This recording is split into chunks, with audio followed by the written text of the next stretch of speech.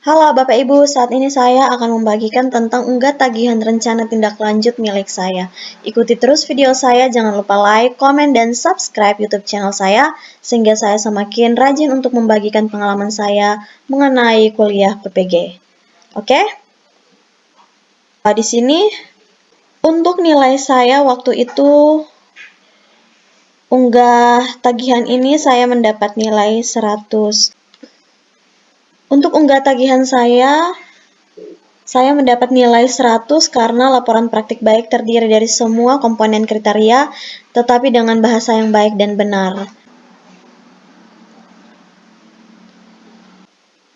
Rencana tindak lanjut atau RTL menyusun cerita praktek baik atau best practice menggunakan metode STAR atau situasi, tantangan, aksi, refleksi, hasil, dan dampak terkait pengalaman mengatasi permasalahan peserta didik dalam pembelajaran. Ikuti terus video saya ini, jangan lupa like, komen, dan subscribe, oke? Menyusun best practice. Nah, menyusun cerita praktek baik menggunakan metode STAR atau situasi, tantangan, aksi, refleksi, hasil, dan dampak. Nah, di sini lokasinya SMA Negeri Harekekae, lingkup pendidikan sekolah menengah atas, tujuan yang ingin dicapai, meningkatkan motivasi dan minat peserta didik dalam pembelajaran kimia, materi sifat keperiodikan unsur menggunakan model pembelajaran problem based learning. Jadi best practice itu kita memilih salah satu dari beberapa PPL, dan di situ materinya silakan Bapak Ibu PPL mana yang menurut Bapak Ibu paling baik atau hasilnya paling baik, maka itu yang dijadikan cerita praktek baik itu. Tujuan yang ingin dicapai, kembali lagi ke tujuan yang ingin dicapai, yaitu meningkatkan motivasi dan minat peserta didik dalam pembelajaran kimia, materi sifat keperiodikan unsur menggunakan model pembelajaran problem based learning. Kemudian di sini situasinya, latar belakang masalah dari praktek pembelajaran ini adalah kurangnya minat dan motivasi belajar peserta didik pada mata pelajaran kimia, terutama materi sifat keperiodikan unsur. Jadi sudah saya sampaikan bahwa kita mengambil yang menurut kita paling baik, PPL yang menurut kita paling baik hasilnya. Nah, di situ waktu itu saya ada 2 materi. Aksi 1 saya mengambil larutan elektrolit dan non-elektrolit, dan aksi 2 itu saya mengambil tentang sifat keperiodikan unsur. Nah, untuk materi ini yang saya jadikan atau menurut saya dan hasil peserta didik yang baik dan yang saya ceritakan untuk praktek baik ini yaitu materi sifat keperiodikan unsur. Jadi silakan Bapak Ibu ceritakan praktek baiknya seperti yang waktu Bapak Ibu temukan. Menurut Bapak Ibu manakah materi yang paling baik atau hasil atau PPL mana yang paling baik? Silakan Bapak Ibu ceritakan untuk best practice ini, oke? Yang kedua, guru kurang maksimal menerapkan media dan model pembelajaran inovatif pada materi sifat keperiodikan unsur. Nah, latar belakang masalah inilah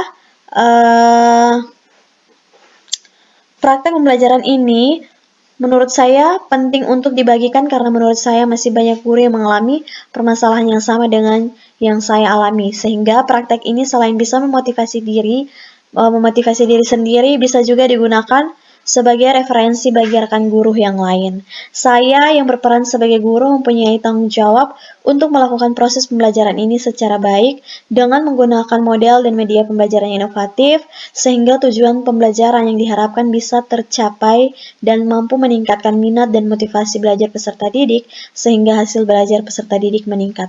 Nah, tantangannya di sini, dari analisis hasil kajian wawancara dan kajian literatur, penyebab rendahnya minat dan motivasi belajar peserta didik pada materi sifat keperiodikan unsur adalah yang pertama karena model pembelajaran yang belum sesuai dengan karakteristik materi, karakteristik peserta didik, kemudian media pembelajaran yang kurang menarik.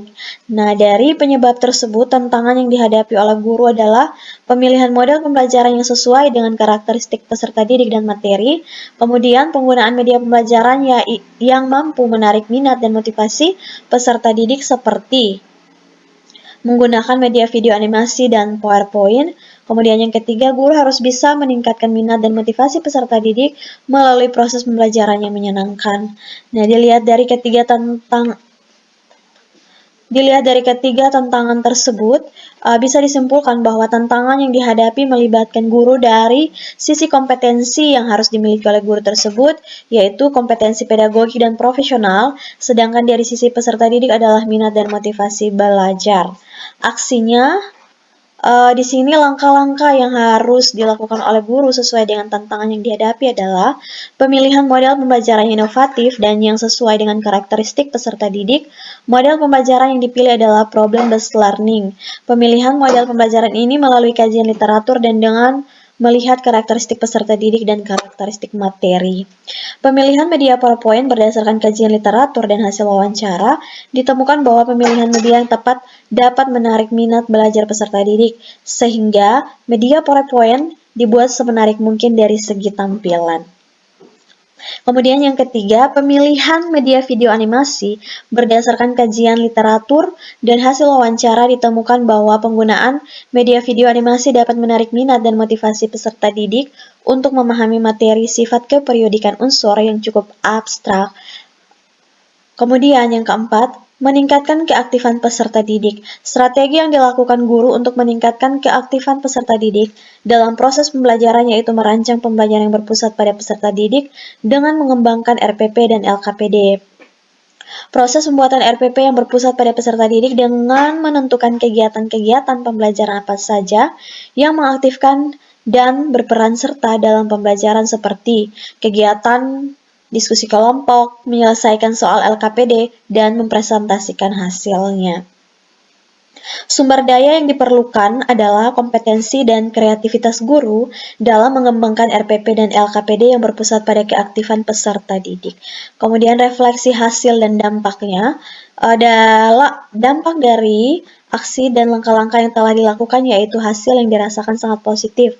Hal ini terlihat dari dampak pemilihan model pembelajaran inovatif, problem-based learning yang diterapkan pada pembelajaran dengan langkah-langkah sebagai berikut. Identifikasi masalah.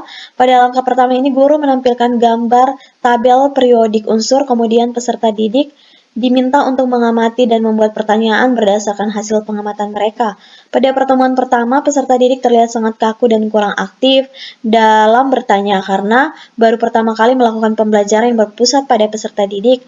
Namun pada pertemuan kedua, peserta didik mulai aktif dalam bertanya ketika disajikan sebuah permasalahan. Di akhir tahapan identifikasi masalah, guru menampilkan video animasi terkait materi sifat keperiodikan unsur yang membantu peserta didik untuk menyelesaikan soal-soal pada LKPD. Kemudian yang kedua, mengorganisasi peserta didik untuk belajar. Pada langkah kedua ini peserta didik dibagi ke dalam kelompok, ada 3 kelompok dan tiap kelompok beranggotakan 4-5 orang karena jumlah total peserta didik 14 orang. Kemudian guru membagikan bahan ajar dan LKPD. Kemudian yang ketiga, membimbing individu dan kelompok dalam penyelidikan. Pada tahap ini peserta didik sudah mulai mengerjakan LKPD yang dibagikan guru dan guru membimbing peserta didik selama proses penyelesaian LKPD. Dalam menyelesaikan LKPD, peserta didik boleh menggunakan HP untuk membuka materi-materi yang sudah guru kirimkan sehari sebelum pembelajaran dan setiap kelompok hanya boleh menggunakan 2 HP. Pada tahap ini ada beberapa siswa yang pada pertemuan pertama ada beberapa peserta didik yang masih aktif dengan kegiatan sendiri tetapi pada pertemuan kedua sudah tidak ada lagi karena pada saat refleksi akhir pada pertemuan pertama sudah diingatkan untuk berperan aktif selama proses pembelajaran. Kemudian yang keempat, pengembangan dan penyajian hasil. Pada tahap ini, peserta didik di dalam kelompoknya bergiliran mempresentasikan hasil diskusi kelompoknya. Kemudian kelompok lain menanggapi serta memberikan masukan. Pada pertemuan pertama, peserta didik terlihat masih kurang percaya diri dalam menyampaikan hasil diskusinya. Namun pada pertemuan 2, peserta didik sudah lebih percaya diri dalam mengkomunikasikan hasil presentasinya.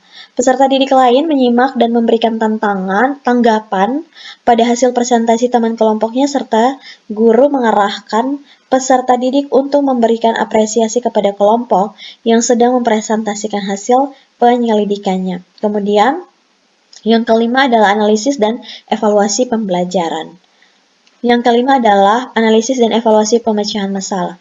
Pada tahap ini, sebelum peserta didik menarik kesimpulan, guru terlebih dahulu memverifikasi dan memperkuat jawaban-jawaban yang telah dipresentasikan peserta didik. Kemudian guru mengarahkan peserta didik untuk menarik kesimpulan dari pembelajaran yang telah dilaksanakan pada pertemuan Pertama, peserta didik terlihat kurang percaya diri dalam membuat kesimpulan, namun di pertemuan kedua, peserta didik mulai percaya diri dan berlomba-lomba untuk membuat kesimpulan. Yang kedua adalah dampak terhadap minat dan motivasi belajar.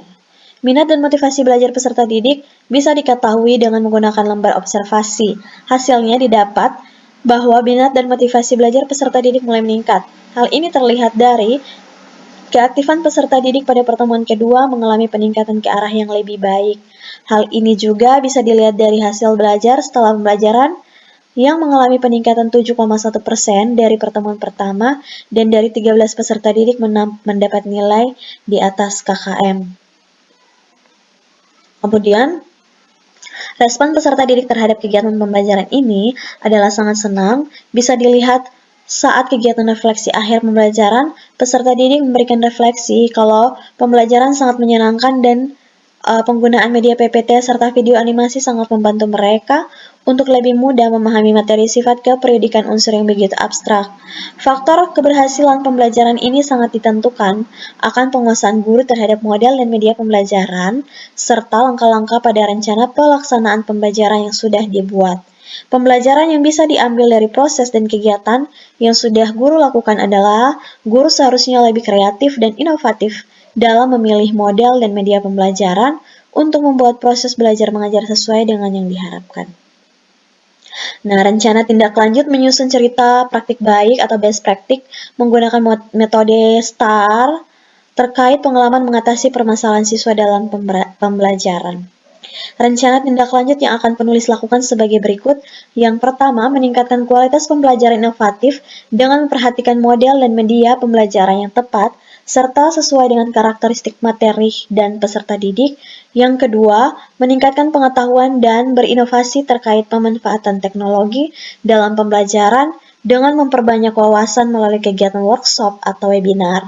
Yang ketiga, memperbaiki serangkaian proses pembelajaran mulai dari perencanaan, pelaksanaan, sampai penilaian yang disesuaikan dengan pengalaman yang sudah diperoleh sewaktu melaksanakan PPG Daljab ini.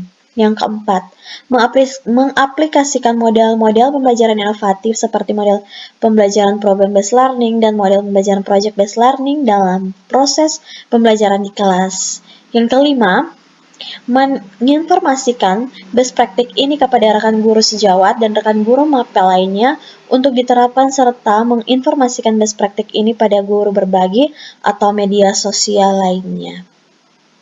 Kemudian ini yang terakhir adalah lampiran dokumentasi. Foto sekolah tempat saya PPL. Ini adalah sekolah saya sendiri, tempat saya mengabdi atau mengajar. Kemudian foto kegiatan praktik pembelajaran PPL ketiga. Nah, ini adalah PPL ketiga yang saya ambil dari ada 4 kali PPL waktu kami, waktu angkatan 1 di tahun 2003 ini. Di sini langkah-langkah kegiatannya, ada kegiatan pendahuluan, ada fotonya terlampir dari mulai salam pembuka, pada saat berdoa, mengecek kehadiran, dan memberikan persepsi. Kemudian kegiatan intinya pada sintaks orientasi pada masalah, kemudian mengorganisasi siswa untuk belajar, kemudian membimbing individu dan kelompok dalam penyelidikan, pengembangan dan penyajian hasil, analisis dan evaluasi proses pemecahan masalah. Kemudian di kegiatan penutupnya ada refleksi pembelajaran, ada evaluasi pembelajaran, dan yang terakhir doa penutup. Nah, kemudian di sini juga ada link video kegiatan PPL 1, saya tambahkan juga ada linknya. Kemudian PPL 2, 3, dan 4 ada linknya. Jadi waktu itu saya pada saat mengupload video PPL ini, saya menguploadnya di YouTube, bukan di Google Drive. Jadi Bapak Ibu silakan saja. Jika Bapak Ibu ingin menambahkan linknya, silakan link PPL-nya silakan. Boleh, silakan disimpan di Google Drive terserah atau bisa juga di YouTube. Oke, tetap semangat Bapak Ibu. Jika ada pertanyaan silakan tanyakan di kolom komentar. Jangan lupa untuk like, komen, dan subscribe YouTube channel saya. Tetap semangat. Sampai jumpa di video selanjutnya.